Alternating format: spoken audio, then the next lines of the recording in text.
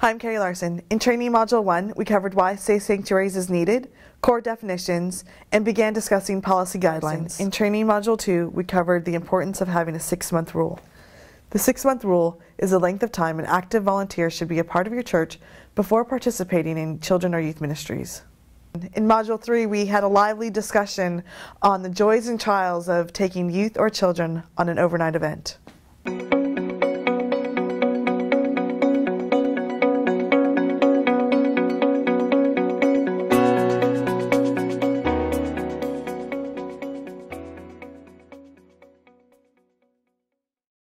Right, here's another big one, is transportation and vehicles. So any driver who you think is going to be driving children or youth, they need to be background checked and motor vehicle checked. And so that's a little bit difficult because sometimes that's last minute, oh, can you help drive, those kinds of things. But again, it's about preparing your parents. Hey, here's our policy. And so I would just like a list of 5 to 10 parents who are going to commit to driving at events, and you get them background checked and cleared. Yes. From the Lady Sexual Misconduct Questionnaire instructions. Who must complete and sign a questionnaire? All persons who work with children and youth must complete it. In addition to the regular workers, this includes adult chaperones 18 and older for church scheduled events involving children, i.e. retreats and outings. The questionnaire does not have to be used for parents or adults who carpool youth to or from UMYF meetings. That is interesting. I know what you're saying now. Would that be like parents who are driving children to youth group meetings? Like that seems different than... Is that what that reads? Well, the questionnaire, UMYF meetings. 2-page questionnaire should be filled out, everybody who lives with children. Right, And then we'll talk about forms. That's what she's talking about. Okay, so that form 2-page there. questionnaire. Yeah, it sounds like that's talking about parents driving to youth group, but then if there's another driver that's taking them from church to wherever that is off campus, then they need to be background checked and vehicle checked, right? And so here's what we do. This is just an added insurance. In no book you will find this, but it's good protection on you guys. At the beginning of the year, I kind of peg my adults of who's going to be driving. And so I'll say, are you willing to drive again this year at any time? Yes? Okay, great. So here's what I need from you. Can you give me a current copy of your driver's license and your insurance card? So I have a binder, and all of my drivers are in there. And so you know that they at least have a current insurance and a current driver's license. Sometimes that changes. You never know. Just so I'm clear, insurance, for you, what you're saying insurance check means is a copy of the insurance card? A copy of the insurance card, yeah, right. That personal insurance. Personal insurance, yes. A lot of your insurance companies, and this is just a question to call, is your church insurance. We have Church Mutual. I don't know how many of you have Church Mutual, but they have, if you're renting a car, I never get insurance through rental companies because you can get a rider from Mutual Insurance that's totally free. And so it covers your drivers, but it also, your driver needs to have insurance. So it can't just be mutual insurance covering the car. Like your driver needs to have insurance because that's the law. So, yes. So how often does an MVA check have to be used on the drivers? So we do, we're going to talk about how often checks are done. We do ours every year. Just as part of our policy. So, but we'll talk about that. That's not the norm. Okay? Yes. Okay, so we're in every year church. Well, actually, we collect safe sanctuary forms twice a year. We collect them in January for most people. Okay. And then we also collect them again at Vacation Bible School time. Okay. Because the people who volunteer for Vacation Bible School then have served for a year. Okay. So therefore, just insert this particular rule, which I don't follow, in about the vehicle check. It's still just doing it when we normally do it, not doing something special. Got it. So just so you know, a vehicle check is an additional charge depending on what company you go with. And so if you have volunteers who are just going to be serving in ministry and you know they will not drive, you do not need to have them have a motor vehicle check because it is an additional charge for both of those, background check and motor vehicle check. Is that your question? No. You've answered, yeah, my question's okay, you introduced something else. I asked you earlier about just simply getting the insurance card, but you're telling me I need to actually run an additional check on that. Yes, yes, motor vehicle check, right? Along with safe sanctuaries, so it's multiple, right? And again, so that parent who, I have an application just to be a parent driver. So that means that their interaction is not going to be program. Their interaction is just driving, and so it's a little bit more simplified than a application to work in the program ministry. And so on that application, it approves me to do a background check and a motor vehicle check, and it tells them the two things I need when they're turning in their form is their copy of their driver's license and a copy of their current insurance card. And so then we go through and do the check. The money for the checks, does it come from your church being a large church, or It are does. you ask, well, but it's okay to ask if you have a smaller church from the persons that you're asking? Yeah, so the question is about paying for background checks. It does get pricey, especially if you have a lot of, right. Yeah, depending on who you go with. There's some as low as, I think 36, between 15. Well, we'll talk about that, but there's some from 10 to depending on how many checks you do. And we'll talk about what checks you need to do. So to answer your question, it is okay. That is your church policy, right? Philosophy. So you can say, hey, do you mind, contributing to, the background check? We charge a nominal fee of whatever. If that's an issue, let me know, and maybe you could have a reserve fund for those families.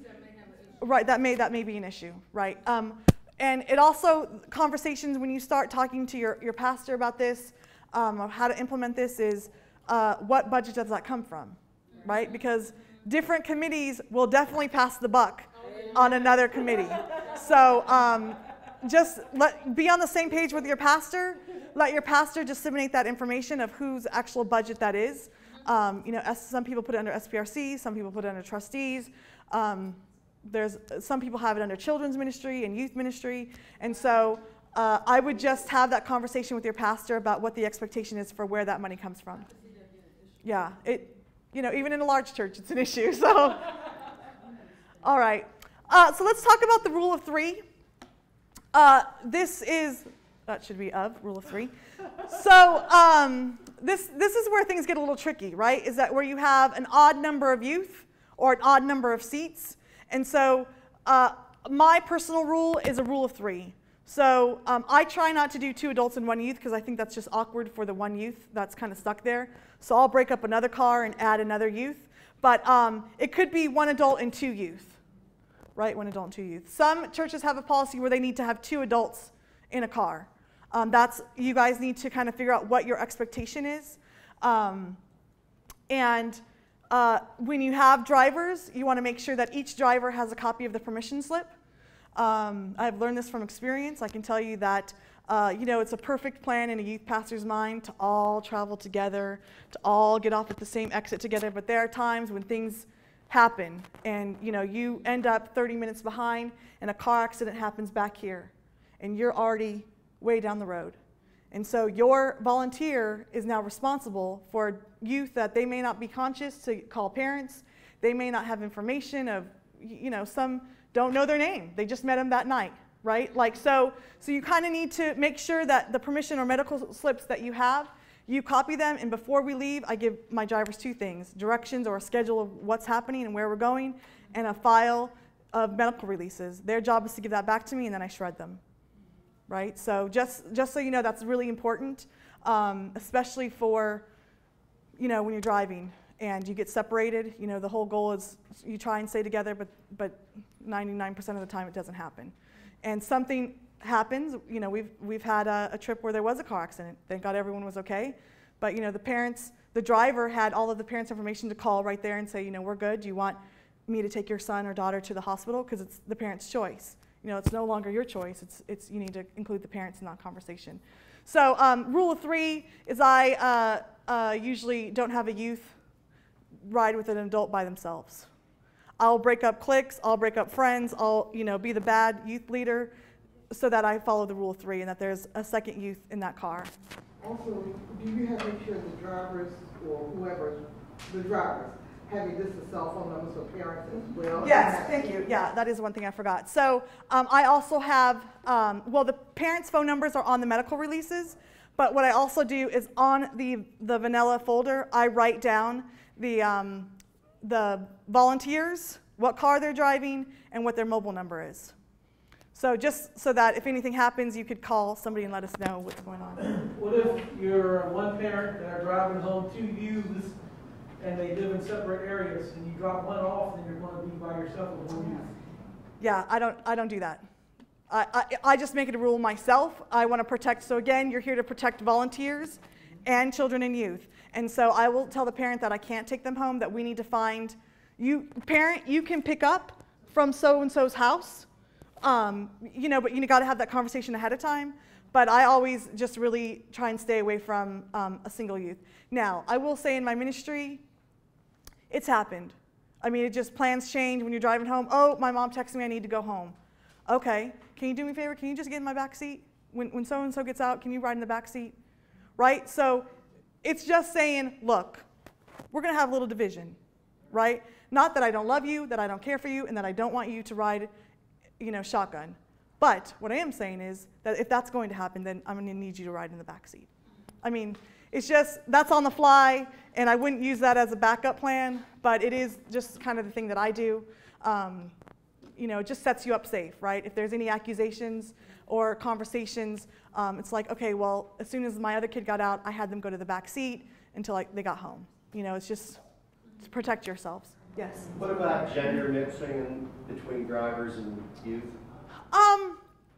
So as long as you're following the rule of 3, I'm okay with it. I think that if you have brought in a trusted adult who's been background checked, there's no reasons why that parent or male volunteer can't influence and mentor your students' lives.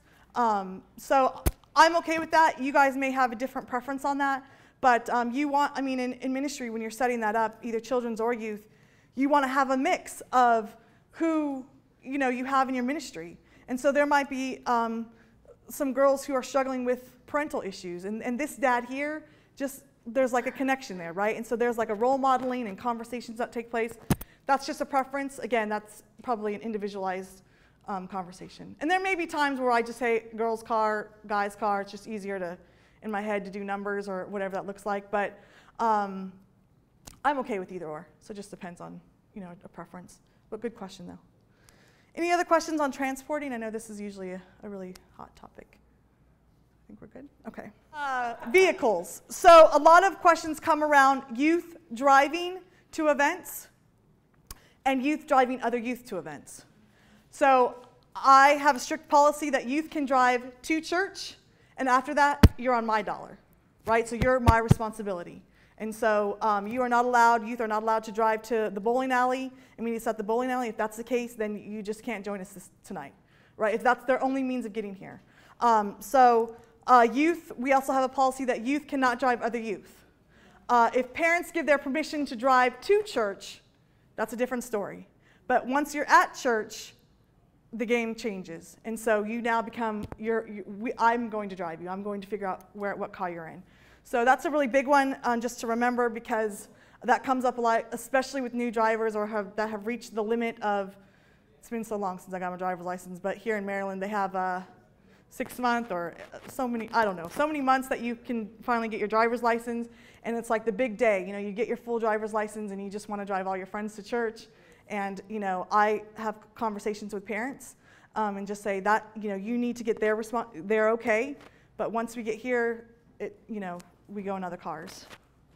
But if I have a son that's 17 and has had his license for a while, and he wants to meet you at the bowling alley with a couple of kids, are they allowed to do that? No.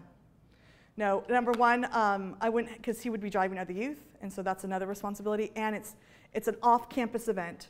So the liability and things just change, and you know, I would just hate for something to happen. So I just, you know, if the parents give them permission to drive to church, that's where they need to meet. Or a parent needs to drive them to the bowling alley. And then I just make sure that I have an additional driver for those youth that are coming and meeting us at the bowling alley.